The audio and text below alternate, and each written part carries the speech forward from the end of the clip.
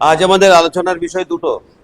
একটা হচ্ছে আমরা ভারতের সংবিধান এবং তৎসহ ভারতের ঐতিহ্য, ভারতের ইনসিগমা, বিভিন্ন চিহ্ন, স্মারক এবং ভারতের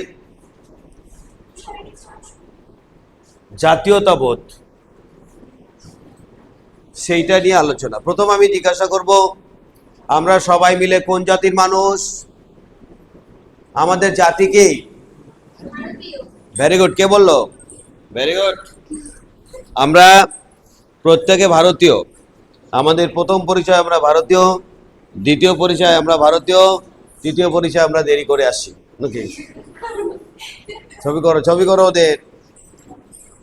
দেরি করে আসা যাবে না এখন থেকে ঠিক 9টার মধ্যে ঢুকে যাবো আমি।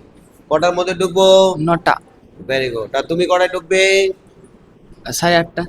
বাহ, ও 8:30টায় ঢুকবে। 8:30টার মধ্যেই আমরা, তুই 8:30টায় এসে এটা চালিয়ে দিবি। এর মধ্যে ওরা নাচা গানা দেখবে একটু, তাই নাকি?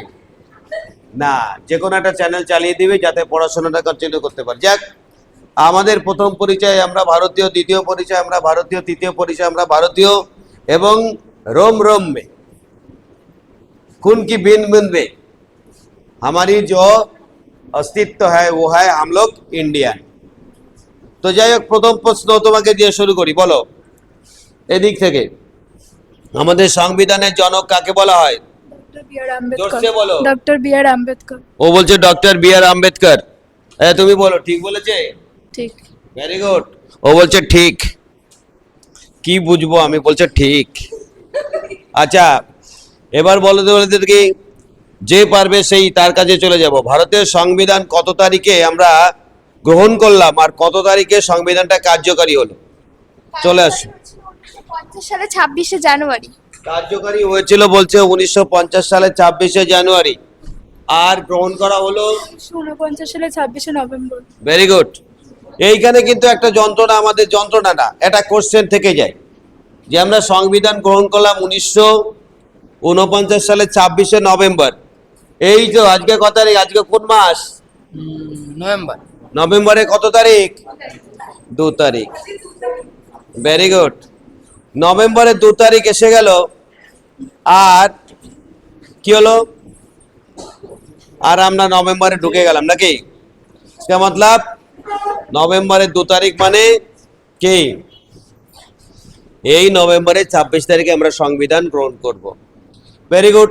কিন্তু তোমাদের একটা কোশ্চেন হতেই পারে, 26 তারিখে নভেম্বর আমরা সংবিধান গ্রহণ করলাম, কিন্তু সংবিধান কার্যকরী করলাম 26শে জানুয়ারি 1950। কে বলতে পারবে কেন? Very good. তোতা পাখি কথা বলবে, বলো। দাঁড়াও, আগে মাইক্রোফোন। কারণ প্রথমে ঠিক করা হয়েছিল 26শে জানুয়ারি স্বাধীনতা দিবস পালিত হবে, যাতে সেই দিনটা সবার স্মরণে থাকে, তাই সেই দিন সংবিধান কার্যকর করা হয়েছিল। বাহ, এখান থেকে তোমাদের প্রেক্ষাপট জানা। লাহোর কংগ্রেস 1929 26শে জানুয়ারি পালন হয়েছিল, এবং সেইখানে নেহরুজি ঘোষণা করেছিলেন যে কি না, এরপরে আমরা 1930 साल থেকে वो जो आज़ादी वो इंग्रेज देने वाला कौन होते हैं? हम लोग आज़ादी हम लोगों, क्योंकि ये जो इंडिया है ये हमारी इंडिया है, इसका जो आज़ादी हम लोग मनाएंगे। इसलिए 1930 সালের 26শে জানুয়ারি আমরা প্রথম স্বাধীনতা দিবস পালন করি আমাদের মতো করে। বাট তখন তো স্বাধীনতা পাইনি, কিন্তু স্বাধীনতা পেলাম আমরা কত তারিখে? 15ই আগস্ট নাকি? 1948 সালে। কত সালে? 1948। 1948 সালে।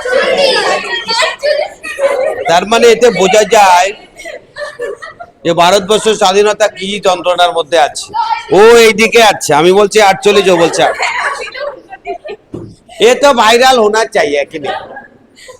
দেখো তো, যাই হোক, শোনো, এটা কি জন্য হয় বলো তো? তোমার দেখো, কোনো একটা সময় অ্যাটেনশন যদি মাইনাস মন থেকে ডাইভার্ট হয়ে যায়, তখনই যে ড্রাইভার, মানে আমি সেকেন্ডের মধ্যে বুঝে যায়।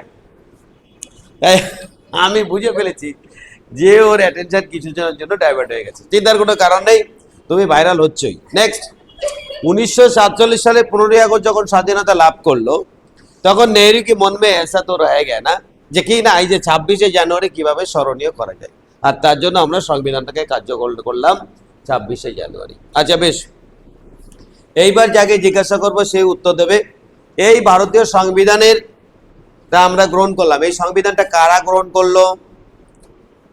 সংবিধানটা কাদের দেওয়া হলো? কারা গ্রহণ করলো? বলো ভারতীয় জনগণদের। বলো, জোরসে বলো। জনগণের। Very good. সংবিধানের প্রথমেই লিখা গয়া है we the people of India having solemnly, অর্থাৎ আমরা ভারতবাসী সংবিধানকে গ্রহণ করলাম। আর এই সংবিধান রক্ষার দায়িত্ব কার? ভারতীয়দের তো বটেই, কিন্তু ভারতীয়রা অনেকে শোনে না, তখন সেটা কি ইম্পোজ করে কে? টোটালটাই আছে সুপ্রিম কোর্ট। কি বললাম? সুপ্রিম কোর্ট, আমাদের এসসিআই অর্থাৎ সুপ্রিম কোর্ট অফ ইন্ডিয়া। এছাড়া রাজ্য লেভেলে হাইকোর্টগুলি আছে, সেগুলো সহযোগিতা করে। বাট সংবিধান সম্বন্ধে তোমাদের ইন ডিটেলস শোনা চাই।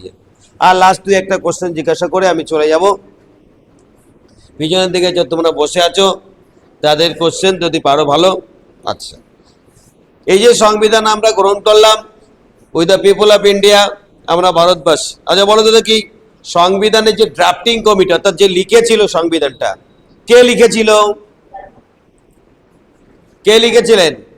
Very good. দাঁড়াও, আসতে আগে ক্যামেরা আনে দো। বলো। B.R.. Ambedkar. B.R.. Ambedkar. Very good. B.R.. আম্বেদকরের পুরো নাম কি বলবে? বলো। খুব সুন্দর, হাত তুলেছো। হ্যাঁ, আমি একটু ভুলে যাচ্ছি, মানে বি.আর. আম্বেদকর, রাও আম্বেদকর জানি, কিন্তু বি.আর. কে বলতে পারবে পুরো? ভীমরাও রামজি আম্বেদকর। বিশেষ করে যারা এসসি এসটি ওবিসি আছে তারা যদি না পারো, দেখেছো এই যে চলে এসছে সব। টাইম মতো আসতে হবে বাবু, এখন টাইমের বাইরে যাওয়া যাবে না। নেক্সট আমি এবার কোশ্চেন জিজ্ঞাসা করব, তার আগে আমি চলে যাব ভারতীয় সংবিধানের মধ্যে।